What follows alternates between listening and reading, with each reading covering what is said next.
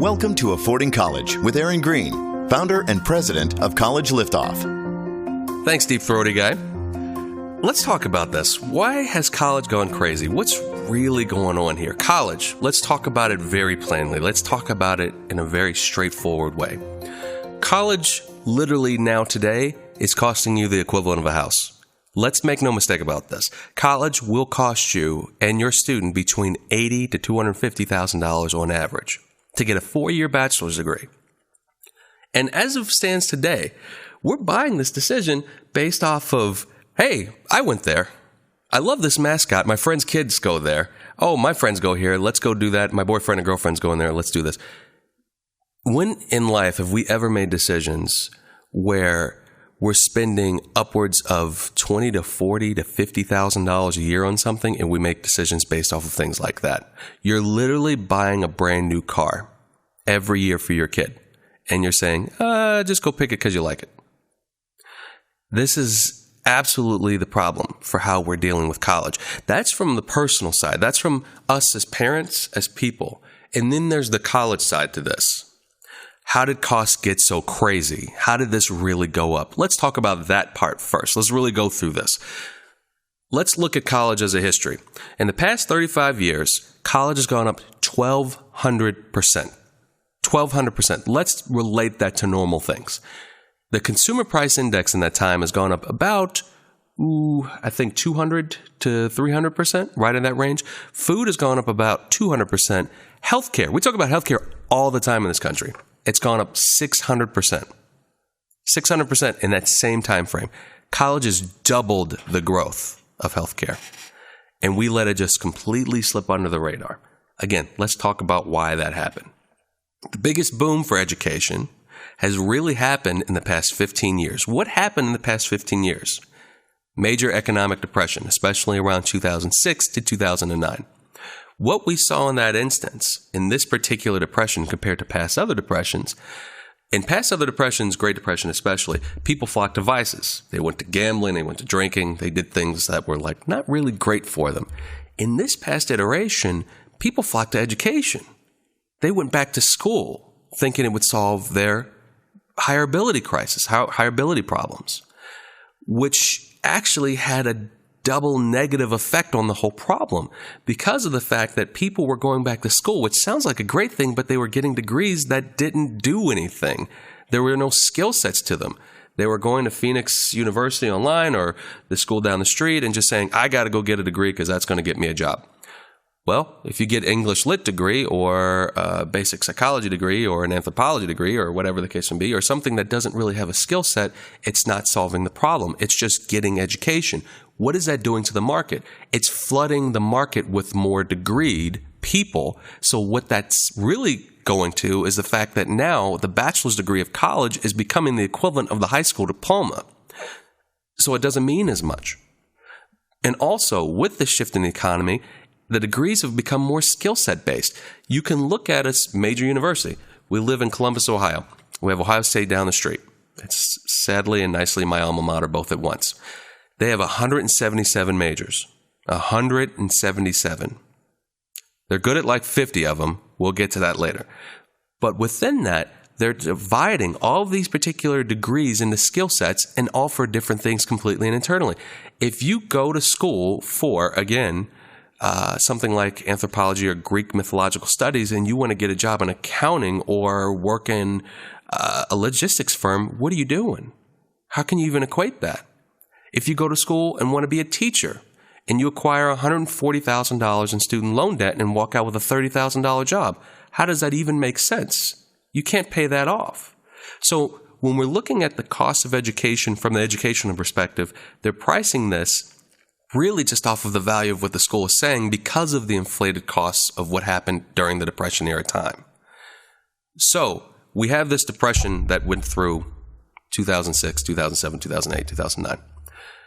We see all of these things dip down as far as the market is concerned, about as far as a lot of things, to say the least. If you look at the spike in cost of education, education went through a boom. Look at the universities that sit around you right now today, and then think about them, even your own school. Think about them 15 years ago. Do they resemble the same thing? Do they look like the same old ratty dorms that we all lived in that were super damn hot in August and absolutely freezing in the winter? No. They look like Club Med. They've got floor-to-ceiling windows, AC in every room. They've got $100 million facility after $100 million facility. And I'm not just talking about sports. I'm talking about new libraries, new fitness facilities, new unions that are doing everything to entice you to come there versus telling you what they're going to give you as a product, as a consumer, on the way out. So you're going to pay $40,000 a year for your kid to live better than they did at home for a college education that they won't even live better after they finish? What are we talking about here? How in the world does that even make sense to anybody? So let's dial this back. And when we really look at the cost of education and think about, okay, I go on this great tour with these awesome, pretty places, seeing these awesome, great buildings. What am I buying? That's the question you need to be asking. What are we buying? Because that's how you fix the problem of overpaying for college. You look at it from a standpoint of an investment. Because this is an investment. It's an investment into your time. It's an investment in your energy. It's far and away an investment into your money and your students' money. And I'm not just talking about direct cash right in front. I'm talking about debt as well. Debt is a huge problem in our economy right now for our particular age demographic, the millennials coming in. And we'll get more into this in another time, into another podcast. But when we really look at how do you really look at the cost structure and how do we evaluate it, it's about treating your education as an investment and really saying, how much is the degree that my student's looking into going to yield when we graduate, and how much should we be buying it based off of that? That's the change in attitude and the change in mentality we have to have about something that's gone outrageous on price structure just because there was a demand for it when people really needed it and they shot the price through the roof. We want to be able to take a look at this and say, okay, I have a student that wants to be a teacher. We know they're going to walk out making $30,000, $35,000 a year. We can't spend $140,000 on this education.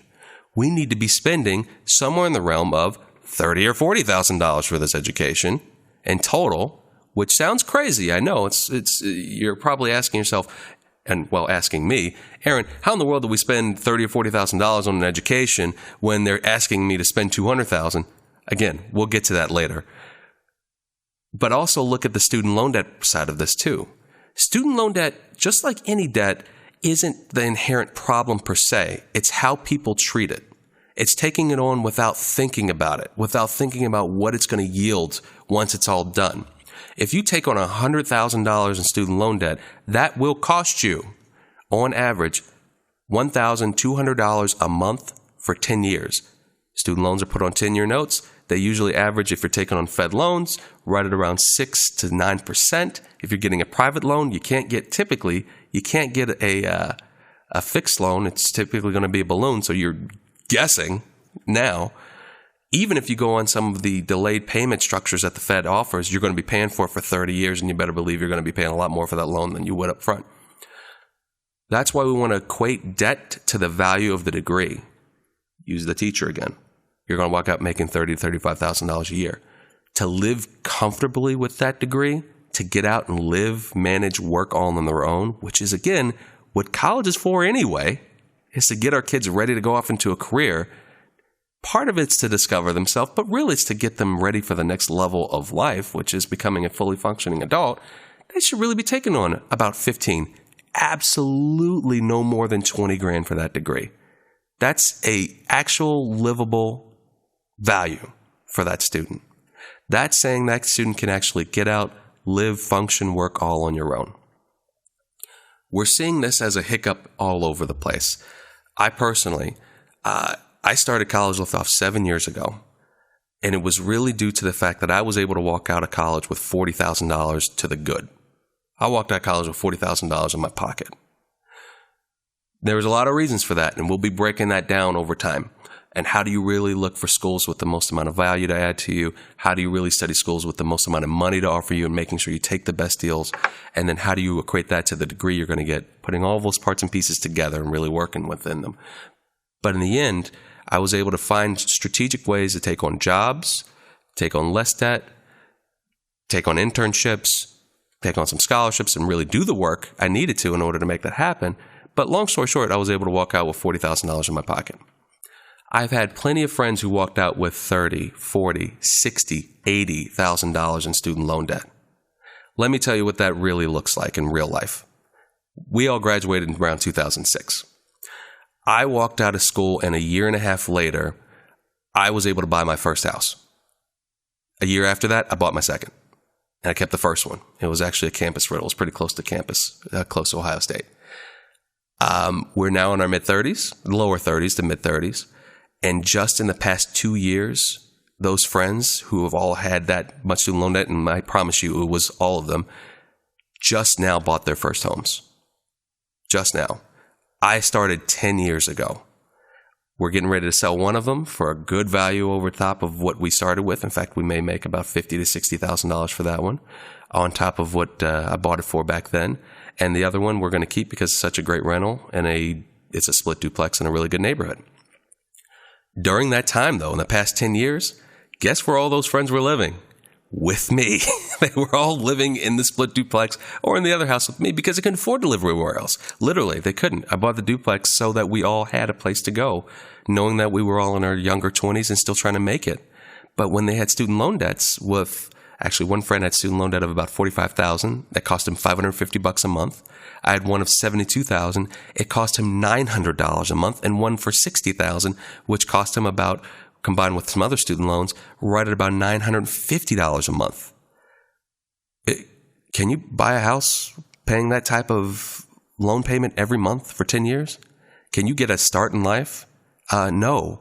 This is why we all lived in my duplex, which I was happy to do it. I was able to keep costs down for them and able to earn some equity for me in the home. But at the same time, no one got married. No one bought a home. No one started a family. No one even really bought a brand new car. And it's not because of the millennials are lazy or irresponsible or anything like that. It's because they literally walked out with a house note on their back. And they didn't realize it until they did. And their parents didn't realize it until they did. And after that, it's all said and done. Student loan debt is unforgivable. Remember that. Student loan debt is absolutely unforgivable. If you have Fed debt, it will go with you even through bankruptcy. Period. Without question. So that's a good start to this. And that's a good understanding of how college has really gone crazy in our market. And it really points back to a lot of history of just looking and seeing what patterns really happen there. Education took advantage of an economic downturn, and costs started to skyrocket right when we hit into the depressionary time in the 2006, 7, 8 times. So let's start meaning this back. Let's start really taking a look at this and take this whole thing back. I always say, if somebody walks up to you and says you need to spend $60,000 a year on something, you better believe they mean business. And we got to mean business back. So how do we solve this crisis? How do we really break this thing apart? Well, I'll tell you, this has been my mission for a long time now. I've started this company 7 years ago, and this is our first podcast. And with this podcast, with College Liftoff, our main goal has always been, how do we break this apart? How do we save time, save stress, save money, save your hard-earned cash so that we're just not liquidating it to colleges like what's happening right now today? It's my mission, and always has been, to make sure the future generations achieve this type of success, both on the academic side and not be paralyzed by debt, by understanding what the college cost really looks like. So let's learn more. Tune in, subscribe. We're going to be doing this a lot. We're going to be tuning in and talking a lot about different topics that are really straightforward about the whole college process, the whole college problem, and how do we solve it. I look forward to helping you. Thanks for listening to Affording College with Aaron Greene of College Liftoff. If you'd like more information, visit collegeliftoff.com.